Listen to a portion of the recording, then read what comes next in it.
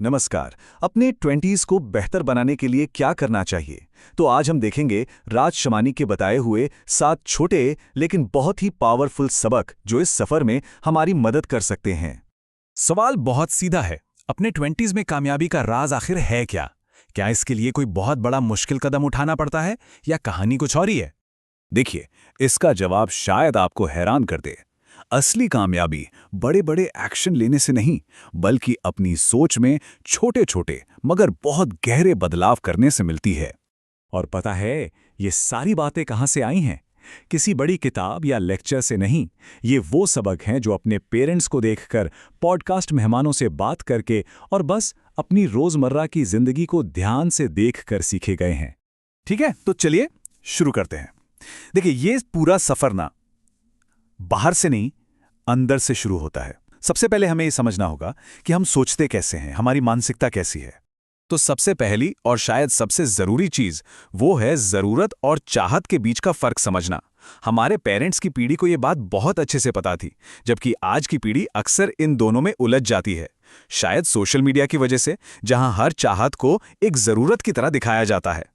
इसको समझने के लिए राज शमानी का एक किस्सा बहुत अच्छा है।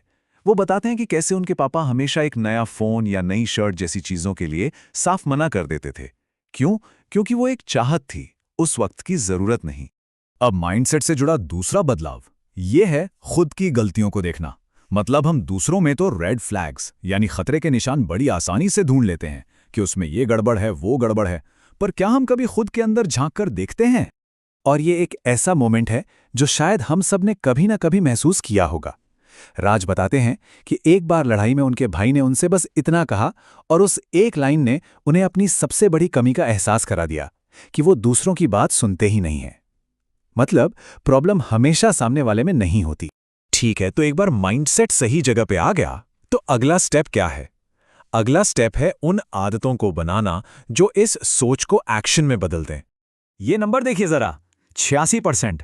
मतलब आज के 86% युवा एक रेस्टोरेंट में क्या खाएं ये डिसाइड करने में भी घबराते हैं।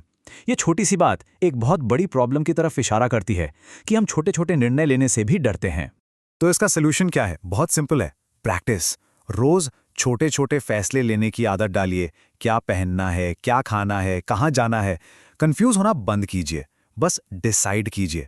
इन्हीं छोटे फैसलों से बड़े फैसले लेने की हिम्मत बनती है। अब आती है एक ऐसी ट्रिक जो प्रोक्रेस्टिनेशन यानी टालमटोल की आदत को खत्म कर सकती है। इसे कहते हैं 1 मिनट से कम का नियम। सिंपल है, अगर कोई काम 1 मिनट से कम में हो सकता है तो उसे फौरन कर डालो।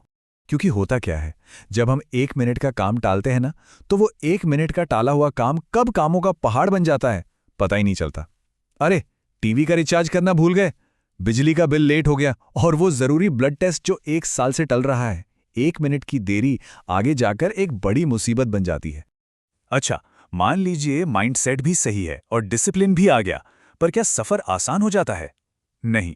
अब बात करते हैं उन मुश्किल भावनाओं की जो ग्रोथ के रास्ते में आती ही आती हैं। कभी कभी ऐसा लगता है ना कि हम कहीं बीच में अटक गए हैं। पुराने दोस्त, पुरानी आदतें, वो सब पीछे छूट गए हैं, लेकिन जो मंजिल चाहिए वो अभी भी बहुत दूर है। ये एक बहुत अकेलापन भरा एहसास हो सकता है।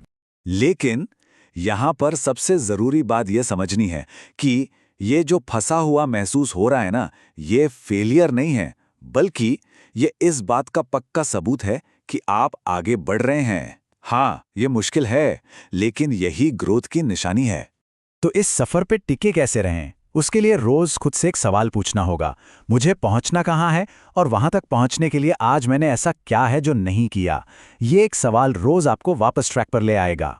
और अब आते हैं आखिरी और शायद सबसे गहरी बात पर, जो इस पूरी यात्रा को मैं से निकालकर एक बड़े मकसद तक ले जाती है। आप देखिए, हम एक ऐसी दुनिया में जी रहे हैं जहां सेल्फ हेल्प की बाढ़ आई हुई है। खुद को कैसे सुधारें, इस पर अनगिनत किताबें हैं, वीडियोस हैं। सारा फोकस मैं और सिर्फ मैं पर है।